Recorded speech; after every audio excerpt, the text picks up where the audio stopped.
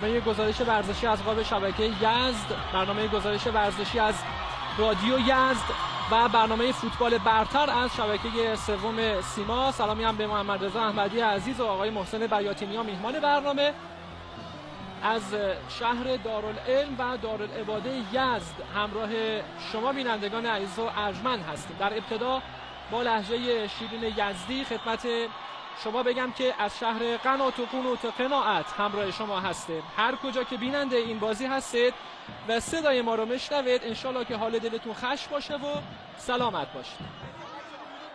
مدافع مصدوم برزیلی چادرملو در ترکیب ثابت قرار گرفته.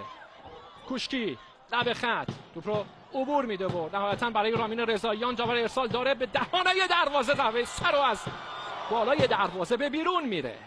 ماشاریپوف در مرکز میدان را میندازه اون طرف، رامین رضاییان رو لب خط توپ رو کنترل میکنه، تو سر توپ میزنه خود رضاییان، را میندازه اونجا، کوشکی رو موقعیت برای استقلال و توپی که عرض دروازه رو طی کرد و به بیرون میره.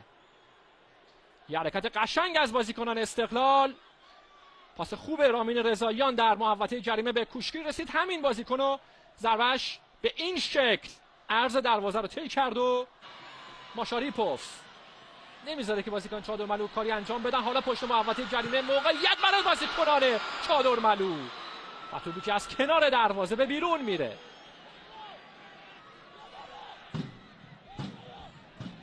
از این طرف رامین رضاییان راش میندازن داخل محوطه جریمه، برای کدام بازیکن؟ موقعیت برای استقلال و آفرین به مارده. کورنر برای چادرملوی اردکان. نگاه کنید اینجا بود که به این شکل ضربه رو زد و ماردن اجازه نداد که توپ وارد دروازه بشه. کورنر برای استقلال، یارگیری نفر به نفر داخل محوطه جریمه. پیتسو موسیمانه که هرسی میخوره اونجا کنار زمین. ابوالفضل جلالی عقب‌تر برای رامین رضاییان، جلو میاد داخل محوطه جریمه و روی خط دروازه توپ رو در آوردند مدافعان چادرملو. به پایان نیمه اول رو به صدا در میاره آقای احمد محمدی و چادرملوی اردکان و استقلال تهران بدون گل مساوی در نیمه اول به کار خودشون خاتمه میدن. متشکرم از همراهی شما. دقایقی رو استراحت میکنیم، زمان رو در اختیار همکارانم در پخش قرار میدم و انشالله به محض شروع بازی در نیمه دوم باز هم همراه شما خواهیم.